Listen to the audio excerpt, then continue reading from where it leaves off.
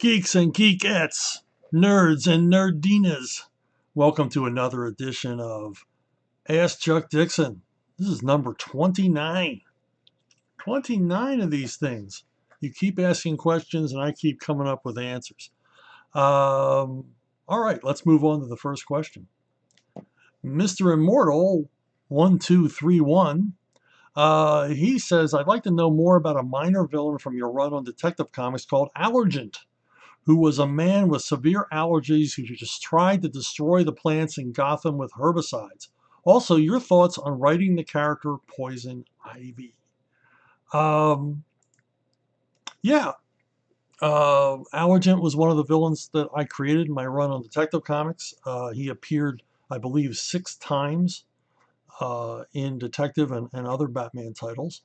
And I was kind of aiming him toward the animated series. I thought it'd be fun if the animated series picked him up because he's got kind of a fun and relatable origin. The inspiration was obvious. Obvious to me anyway. I, I at the time I was living in a house in Pennsylvania, and we were living in mushroom country. We were living outside of Kennett Square, Pennsylvania, the mushroom capital of the world. And mushrooms, if you didn't know this, grow in manure, cow manure, and horse manure. And the kind of manure that mushrooms love the best is Timothy grass. Uh, the critters eat the Timothy grass and it goes on its natural course, and it's scooped up at the barn and it's taken to the mushroom house. So my house was surrounded. I lived in a rural area. I had a 5-acre lot, but it was surrounded by hundreds of acres of, guess what? Timothy grass. And I was suffering crippling allergies in the spring and fall. I mean, allergies where I would wake up in the morning, I couldn't see. My eyes were swollen so tight. To tell you how bad it was, my wife, when we had our first child, my wife had to drive herself to the hospital because I couldn't see to drive. That's how bad it was. And when I went to the allergist to find out what it was that was causing all this, it was, yeah, Timothy grass. I'm down here in Florida. I'm allergic to palms. So you can't get away from it. So anyway, my frustrations with allergies led to the creation of this character who suffers from severe allergies. He's overdosing on antihistamines. He's angry at the world, and he thinks the best way to alleviate his symptoms is to destroy all plant life in Gotham City. And so he becomes the allergent, and he goes around Gotham spraying everything with herbicides. And of course, he gets his comeuppance, but both from Batman and from Poison Ivy, because Poison Ivy's not a big fan of this guy because she loves those plants. She is just plant crazy, and she brings Allergent to a sticky end. And I really was hoping that they'd pick him up for the animated series. It seemed like a natural because of the there's a humorous side to it, and the origin is so I thought elegant. Here's a guy, a villain that we can all relate to, because I think we all, to some degree, have some kind of chronic allergy to something out there in the environment. Now, Poison Ivy, to me, I liked writing Poison Ivy because she was a femme fatale who uses her own sexual attraction uh, to lure men to their doom. She's a siren. And the way I wrote her was she was kind of asexual. She wasn't really interested in the men she was seducing. She just realized she had a power over them. Now that power was, her alluring good looks coupled with whatever, herbal potions she came up with as the aphrodisiacs to make, in the early stories, usually Batman fall for her. And I always thought that just as I created Allergent for the animated series, I always thought that Gardner Fox and Carmen Infantino created Poison Ivy for the TV show, thinking that she might show up on the TV show. She would have been perfect. I mean, you can imagine. I mean, it's not hard to imagine Jill St. John as Poison Ivy in 1966. But that was not to be, just as Allergent never had his TV debut. But yeah, I always viewed Poison Ivy that way, and I always wrote her that way. And then, of course, like any good Batman theme villain, the theme of someone who loves plant life as much as she did leads to, all kinds of stories and all kinds of clever wordplay with plants. And it's important to create theme characters that have a rich lexicon of verbiage you can use. And I thought she was a fascinating and actually scary character because she um, had absolutely no, it seemed, in early appearances and when I wrote her, she had absolutely no compunction about killing. It didn't bother her at all. She saw a human race as kind of a waste of space and certainly in conflict with her love of a plant-covered world. She's in a lot of ways an eco-terrorist, like a radical eco um, environmentalist, like Earth First. So yeah, she's a great character. I love Poison Ivy. Okay, Fly Fox Pro asks Chuck, what's the background with Spawn War Devil comic? Read it recently and was curious about its origin and how you got involved. I don't think I've ever told the story on a video. I tell it a lot in interviews. I get this question quite a bit. Um, there's a Batman and Spawn were, destined to meet. Spawn was a enormously popular character created by Todd McFarlane in the 90s at Image Comics. And it seemed like the top Image character would have to meet the top DC character, and that's what happened. So one of the Bat Summits, we're up at the Biddle Estate, the fabulous Biddle Estate, and we're thinking up. I think we were deep into Nightfall or Night Quest or Night's End at that point, and we're thinking stuff up, working on stuff for Bane and all that jazz.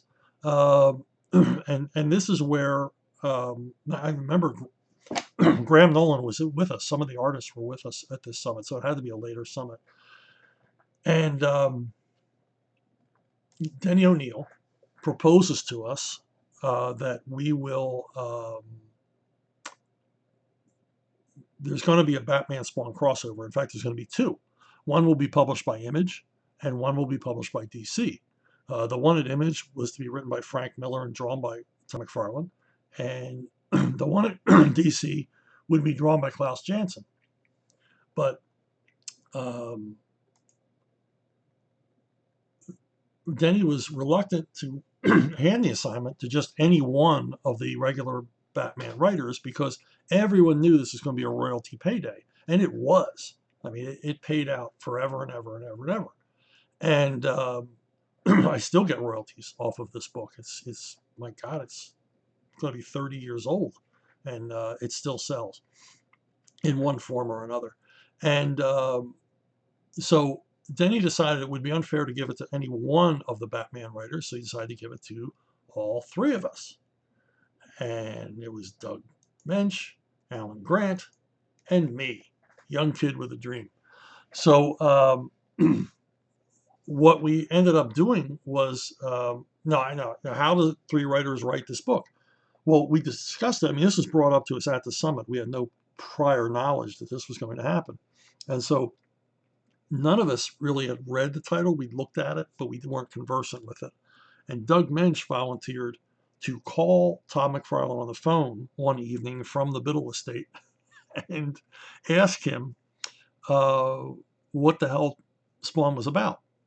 And he did. He spent hours with Tom McFarlane. Tom McFarlane explained the core of Spawn, and Doug brought in a legal pad, crammed with notes, and tried to explain the character to us. And there really wasn't a whole lot to explain. It was rather confused. Tom McFarlane is an artist, not a writer, and hadn't really thought about a lot of the things, the building blocks of how to create a character. So we pretty much were given free rein. Now, how were we going to write the story? If I recall correctly, Doug and Alan closeted themselves in a room and came up with the basic plot line for War Devil. And then the following day, we it was up to Denny to figure out, what. Well, how are we going to approach this? How are three writers going to write this together? And we decided that we would split the book up into three parts, three 16-page parts. And to determine the order, um, Denny wrote our names on pieces of paper and put them in his hat, that ass-kicking fedora you saw in the original, the picture of Denny earlier. And then Jordan Gorfinkel picked the names out of a hat, and he picked Doug's name first, my name second, and Alan's third. And so Doug wrote the beginning, I wrote the middle, and Alan wrote the end, which is fitting because Doug and Alan plotted it, so they got to write the beginning and the end. So fate would have it that they would write the inciting events and conclusion, and I would do that middle passage that's sort of draped between the two. My only requests in writing my portion of this were that we have a scene where Batman makes fun of Spawn's cape, and that Spawn has the line, "You can call me Al," when he introduces himself to Batman. And Todd agreed to both, and good for him. He man has a sense of humor. So that's it. That's how Batman Spawn War Devil came about, and we gave it to Klaus, and Klaus, of course, did his usual awesome job on the artwork, and it sold like a house afire. It sold like hotcakes. It sold like lemonade on a hot July afternoon. So everybody was happy. Drew Geraci. Hey, Drew. Question for the next Ask Chuck Dixon, which would be this one. You already did DC's Elseworlds with Justice Riders. If you wrote an issue of Marvel's What If, what story would you come up with? No Western takes. What do you got against Westerns, Drew? Well, as it turns out, I did write What If. Rob Tokar was the editor at the time, followed by Marcus McLaurin, and he hired me to write some what ifs that he felt were in my wheelhouse. I got to do this two-parter. What if Captain America were revived today? Basically, Cap shows up in the Marvel Universe of the 90s rather than the Marvel Universe of the 60s. And that was a lot of fun. That was super epic stuff to do. Of all the what ifs I did, this was my favorite. What if Silver Surfer had not betrayed Galactus? And basically, without Silver Surfer's help and the Ultimate Nullifier, and the Watcher's help as well, the FF are defeated, and all the rest of the Marvel superheroes are defeated, and Galactus consumes the planet Earth, leaving it a lifeless husk. And in my version, the Fantastic Four team with Doctor Doom, who's not happy about having his home planet destroyed, and they take off after Galactus to get revenge for the human race. That was a lot of fun. That was a lot of fun to work on. I also did what if the new Fantastic Four had remained a team. There was a brief time when they were just goofing around at Marvel and came up with this idea of the Hulk, Spider-Man, Ghost Rider, and Wolverine take over as Fantastic Four. And I got to do this story where they become the permanent Four. And Kike Alcatena did the art, did a terrific job. You see Simon Bisley cover is awesome. And the thing I like most about this issue is that I got to reference Herbie, the the robot from the I think the second or third animated FF series, where they replaced the Human Torch with Herbie because the executives at the networks were afraid that seeing the Human Torch would make kids want to set themselves on fire. Yeah, that's how stupid network executives are. And then, of course, being in my wheelhouse, I did two with the Punisher. What if the Punisher became a SHIELD agent, which of course ends disastrously because he's still Frank Castle. He still wants to do everything his way. And then what if the Punisher killed Spider-Man, which was a lot of fun to work on. Gordon Purcell on the art. And basically what the Punisher does once he's killed Spider-Man, he has carte blanche to kill all of Spider-Man's main villains. That was a lot of fun to write. Okay, so Drew, I did do what if. I'll try to hide my disappointment that you didn't know that. Chris W., 3 months ago. What does that mean? Editorial Fiat was responsible for Oliver Queen's death? Tell me more. Okay, well, you can blame Paul Levitz. Uh, he wanted Green Arrow taken off the board, and I have no idea why. I guess, well, anyway, I'll get to that later. But he wanted him taken off the board, and my editors at the time, Scott Peterson and Darren Vincenzo were my editors on the book, and they wanted to remove Oliver Queen's arm. They wanted a trap to remove Oliver Queen's arm, and I have no idea why they wanted Superman present when this happened, but Superman couldn't save him. So I had to come up with a trap that would remove Oliver Queen's arm.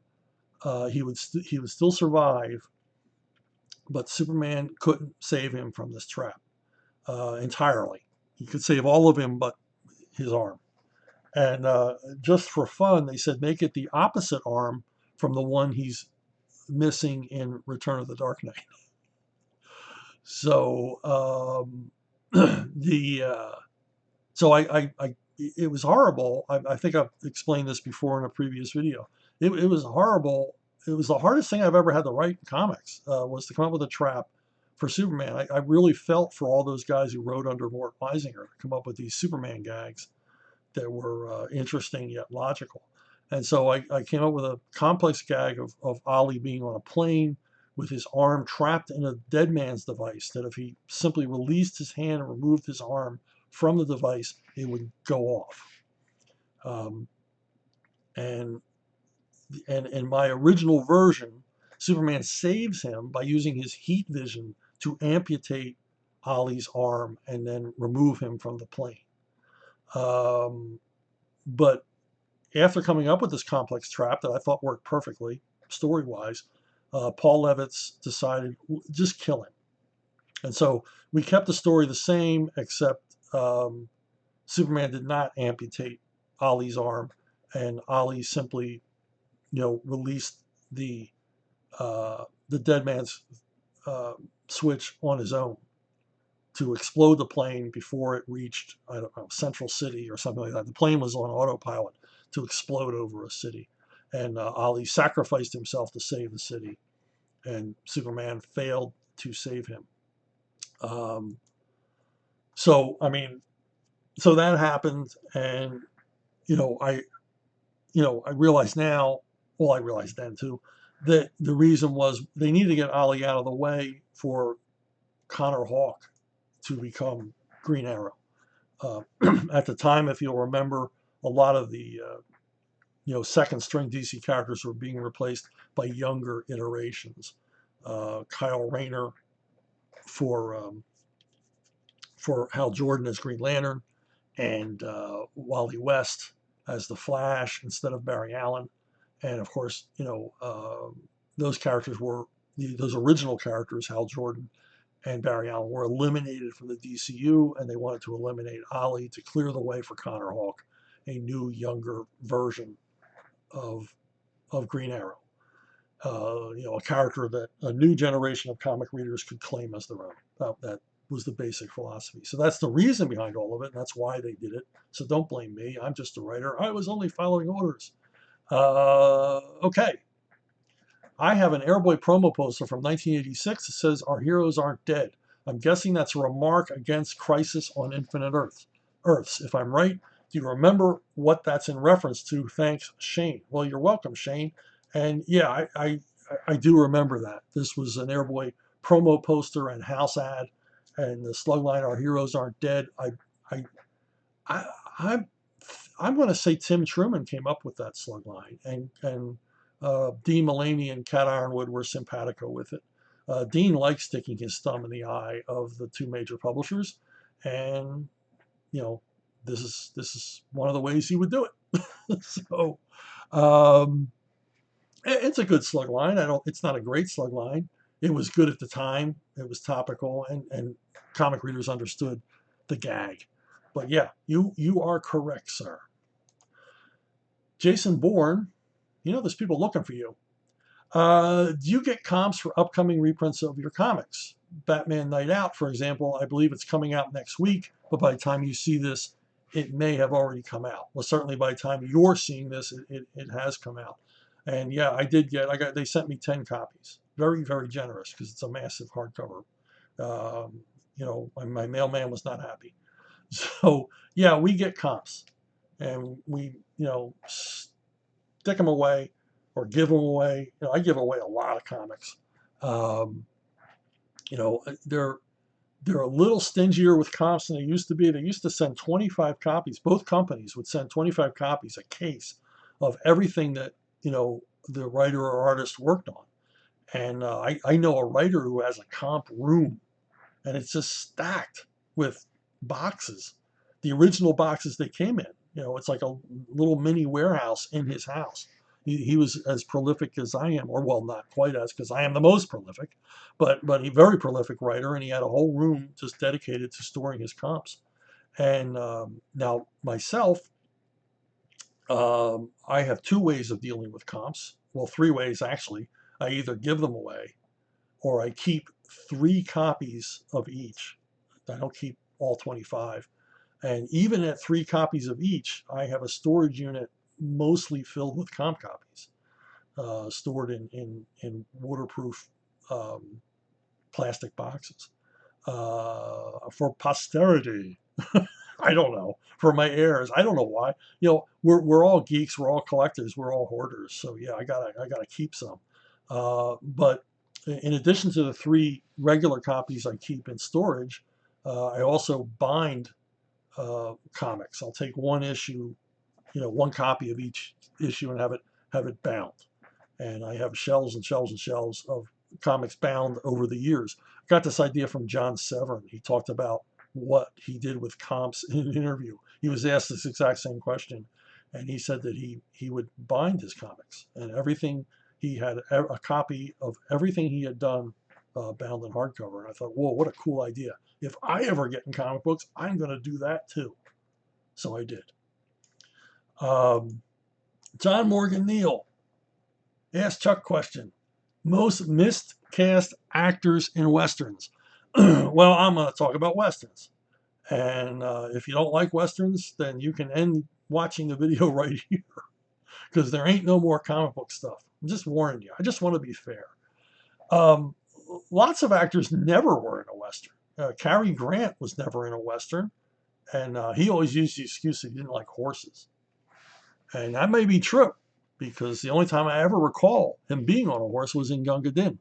And you never actually get to see him riding it. You only get to see him sitting on it, which is easy. Anybody can just sit on a horse. But I think he knew that his persona just wouldn't fit in a Western at all. He probably just had no interest in them, which was rare for an actor, as I'll talk about later. But he probably just had no interest in them and didn't want to be in one. So he wasn't. And another actor who's never been in a Western, Sylvester Stallone. And again, this is a personal choice. Sly thinks that cowboys were skinny. If you're going to play a cowboy, you got to look like Gary Cooper or Clint Eastwood. You got to be a skinny guy because they worked hard. They worked hard, and Sly's build, his kind of superhero build, doesn't really fit in any kind of accurate historical Western. But he ain't afraid of horses.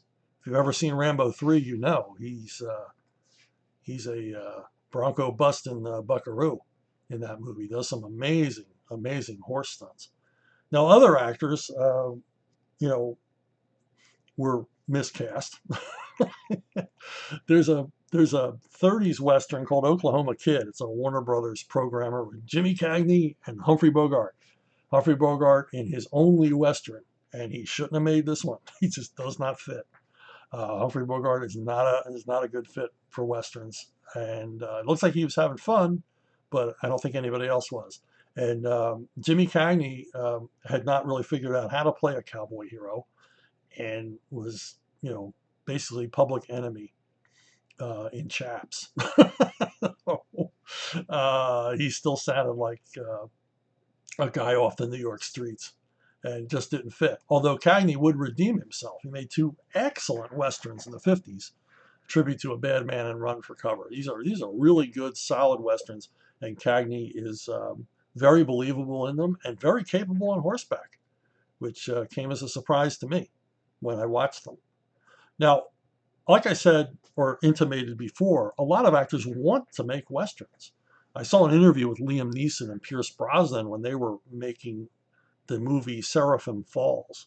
And they said that when they got to wardrobe and they were told to pick out costumes for themselves, this Scotsman and this Irishman began laughing like schoolboys because they were having so much fun trying on cowboy hats and gun belts and vests and everything else.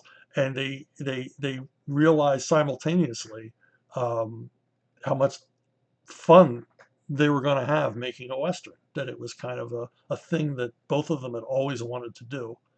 And now they were getting to fulfill this childhood dream. And it was a fun interview. And it's unusual to see Neeson gleeful. um, Jack Lemmon made a Western, believe it or not, called Cowboy. It was mostly a Glenn Ford vehicle, but Lemmon has a very large role. He's the co-star of the film, and he pulls it off. He pulls it off quite well. And not to be outdone, his odd couple partner, Walter Matthau, was a bit player or a character actor role in several westerns in the 1950s, and also acquitted himself quite well in them. The Rat Pack made westerns because they loved westerns. Sinatra and Dean Martin especially, loved westerns.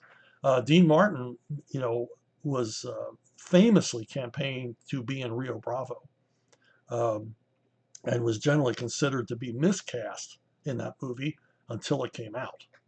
And because Martin stands toe to toe with John Wayne in that film, and is excellent in the role of Morachon in that movie. But yeah, Sinatra and Dean Martin would team up in a few westerns. Sinatra made some westerns on his own, and they acquitted themselves quite well. This still is from Sergeant's 3. It's a western retelling of Gunga Din, and it's a silly movie. Even Joey Bishop from the Rat Pack shows up in this one. Buddy Hackett appeared in 2 episodes of Rifleman and acquitted himself well in both. In one, he played his Nebuchadnezzar character. In the other, he played a sort of bad guy, saddle bum kind of character with 2 sons. One of them was Warren Oates. Yes, Buddy Hackett played Warren Oates' dad in an episode of Rifleman. And he did well. He was venal and nasty and horrible, and you couldn't wait for Lucas McCain to gun him down. Buddy Hackett, who would have believed it? Sean Connery, Bridget Bardot. Bridget Bardot made a number of westerns in France, and seemed to enjoy the genre. And another actor who was very capable on horseback, as was Sean Connery in this Euro western. This is Connery's only western, and I thought he did okay. And I remember at the time people made fun, the Scottish brogue on a guy from the West. Well, Scotsmen went west too, my friends. Raquel Welsh is another big fan of the Western genre and made a number of them. This vehicle on her own, Hanny Calder, and she was in a number of others, 100 Rifles, Bandolero, and her own TV movie, Walks Far Woman. So actors like those westerns for the most part, except Cary Grant. Now, most miscast. Well, longtime fans of mine have been waiting for this moment forever, because I'm going to mention the movie Silverado. What I believe is one of the worst westerns ever made, but is generally considered one of the best by people who don't know what they're talking about. But the most miscast character in a western ever is Jeff Goldblum in Silverado. He looks like he wandered off the set of some other movie. He's dressed ludicrously. I saw the movie in a theater with a packed house, and most of the audience laughed when he got off the stagecoach because he just looked ridiculous. I mean, this is like Jerry Seinfeld showing up in a Roman epic. It just made no sense. I mean, poor Jeff Goldblum, excellent actor, one of my favorite actors, but they didn't help him at all. In fact, I think he was kind of happy to get killed. here. I think he's actually laughing in this scene because he's so happy he doesn't have to be in this movie anymore. So there you go. The most miscast actor in all of Western film history is Jeff Goldblum, in my humble opinion. Hey, if you like this video or any of the other videos, hit that like button. It helps me out a lot because it lets other YouTube viewers know that somebody cares, somebody actually enjoyed, my rambling and bloviating. So it helps me, it helps reach a larger audience and assures that I will keep doing these. And also brings in more questions. Let's bring in new people. There's thousands and thousands of comic book fans out there who are probably not even aware that there is a long-running, prolific comic book writer, a professional in the business who's willing to answer any and all questions on a weekly basis. So that's it. If you want to help support good comics, go to Archaven Comics at Patreon. It's the Chuck Dixon Slush Fund. $1, $3, $5 helps me create new comic book material in print, app form, and digital. All right, thanks a lot. See you all down the road.